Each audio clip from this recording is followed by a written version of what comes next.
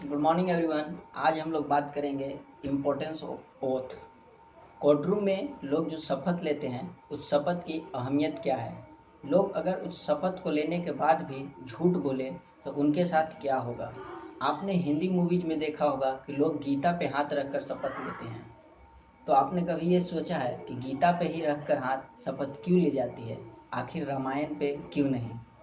आज हम लोग इस वीडियो में इन्हीं प्रश्नों का उत्तर टटोलने की कोशिश करेंगे।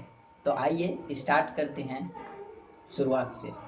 सर्वप्रथम हम लोग ये देखेंगे कि ओथ लेने की परंपरा कहाँ से प्रारंभ हुई और ये कब से चली आ रही है।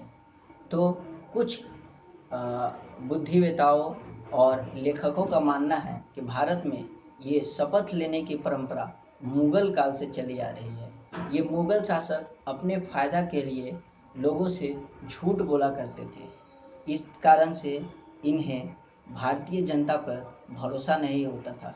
वो जब खुद ही झूठ बोलते थे तो भारतीय जनता पे भी भरोसा नहीं कर पाते थे। लेकिन उन्हें इस बात का पूर्ण विश्वास था कि अगर भारतीय जनता अपने धार्मिक ग्रंथ पे हाथ रखकर कुछ बोलेगी तो वो सत्य ही बोलेगी।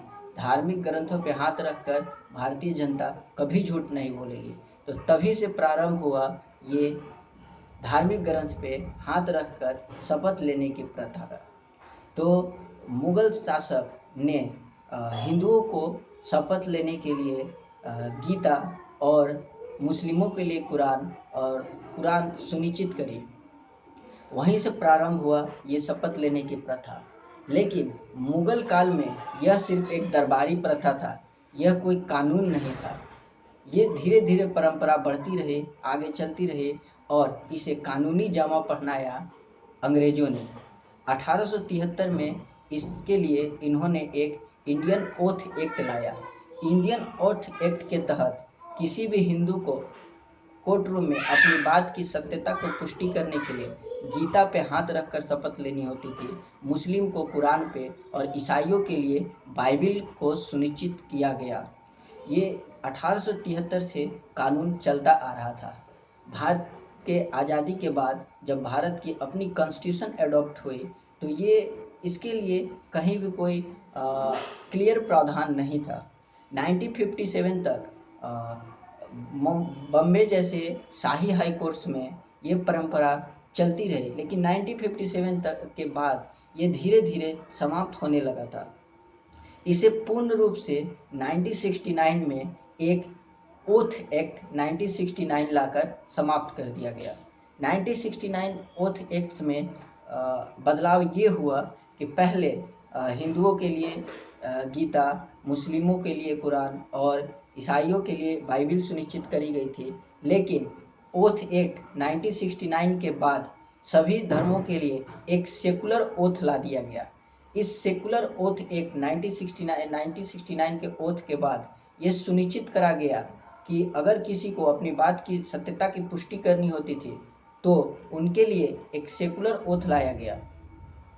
इस सेकुलर एक्ट में सभी को कोर्ट रूम में अपनी बात रखने से पहले ये बोलना होता था कि मैं ईश्वर की शपथ लेकर यह कहता हूँ कि मैं जो भी कहूँगा सत्य कहूँगा, सत्य के सिवा नहीं कुछ नहीं कहूँगा। अब आइए देखते हैं कि इस ओथ की अहमियत क्या है। पहले देखेंगे हम लोग कि कोई भी ओथ कितने प्रकार से ले सकता है। तो ओथ दो प्रकार से ले सकता है। एक मजिस्ट्रेट और जज के सामने मौखिक रूप में और दूसरा लिखित रूप में शपथ पत्र तैयार करके। कोई भी व्यक्ति बिना ओथ लिए, बिना शपथ लिए अगर कोर्ट रूप में कुछ भी बोलता है और अगर वो झूठ निकलता है तो उसके लिए उसे कोई सजा नहीं मिलेगी। किंतु अगर कोई व्यक्ति ओथ लेने के बाद अगर उसकी बात झूठ निकलती है, अर्थात ओथ लेने के बाद अगर कोई झूठ बोलता है तो उसके ऊपर आईपीसी की सेक्शन 193 के तहत मुकदमा दर्ज किया जाएगा। इसके तहत 7 साल की सजा हो सकती है। ध्यान रखेंगे कि अगर ओथ लिए बिना अगर कोई बात बोलता है, अर्थात बिना ईश्वर की शपथ लिए अगर कोई बात बोलता है तो इसके लिए कोई सजा नहीं है। लेकिन ओथ लेने के बाद अगर कोई झूठ बोलता है तो उसको उसके ऊपर आईपीसी की सेक्शन 193 के तहत मुकदमा दर्ज की जाएगी और इसके लिए सजाए 7 साल की सजा है। ये थी मौखिक ओथ। तो मौखिक अपनी बात रखने के वक्त अगर आप मजिस्ट्रेट और जज के सामने मौखिक रूप में बात रखते हैं तो ओथ की महत्वपूर्ण अहमियत है। अगर बिना ओथ की कोई बात कही जाती है तो उसमें उसके लिए कोई आप लाइबिलिटी नहीं है, किंतु अगर जैसे ही आप ओथ ले लेते हैं उसके बाद आपकी लाइबिलिटी शुरू हो जाती है कि आपको जो भी कहना है वो सत्य ही कहना है। जब अगर आप लिखित पत्र अर्थात शपथ पत्र तैयार करते हैं तो किसी ब्लैंक पेपर पे आपने कुछ लिख डाला और उसे तैयार कर दिया तो उसकी अहमियत उतनी नहीं है जितनी आप किसी एक स्टाम्प पेपर पे अपने बात को रखते हैं। इलेक्शन होता है, इलेक्शन से पहले सभी पार्टी अपनी अपनी पार्टी का मैनिफेस्टो तैयार करते हैं कि अगर वो पार्टी जीतकर शासन में आती है तो पुल बनाएगी, ब्रिज बनाएगी, लोगों को रोजगार मुहैया कराएगी। लेकिन वो जीतने के बाद कितना करती है ये तो कहने की बात नहीं है, ये आप भी जानते हैं। क्या अगर वो अपनी वादा को पूरा नहीं करती है, अपनी बात को वो नहीं करती है, अमल में नहीं लाती है, तो क्या हम उस पे कोर्ट में स्यू कर सकते हैं? नहीं, हम उसके ऊपर कोई भी केस नहीं कर सकते हैं। क्यों नहीं कर सकते हैं? क्योंकि वो जो था शपथ पत्र उसने जो तैयार की थी, उसने जो मैनिफेस्टो तैयार की थी वो लीगल मैनिफेस्टो नहीं थी, वो शपथ ली हुई मैनिफेस्टो नहीं थी। लेकिन इस बार छत्तीसगढ़ में अजीत डोभाल की पार्टी ने कुछ नया किया। उसने अपनी मैनिफेस्टो को एक स्टाम्प पेपर पे तैयार किया। तो अगर वो मैनिफेस्टो में लिखी गई बात को जीतने के बाद अमल नहीं करती है तो क्या हम लोग कोर्ट में उसके अगेंस्ट कोई केस कर सकते हैं? तो हाँ, कर सकते हैं। तो रिटेन जब हम लोग ओथ लेते हैं, रिटेन शपथ पत्र तैयार करते हैं तो उसमें स्टाम्प पेपर की एक मुख्य अहमियत होती है। और अगर हम लोग मौखिक रूप में जज या मजिस्ट्रेट के सामने अपनी बात को रखते हैं तो उस समय ओथ की एक महत्वपूर्ण भूमिका होती है। ओथ के बाद हर बात को सत्य के साथ रखा जाता है। अब आते हैं अपने मूल प्रश्न की तरफ कि हम लोग गीता का ही शपथ क्यों लेते हैं, रामायण का क्यों नहीं?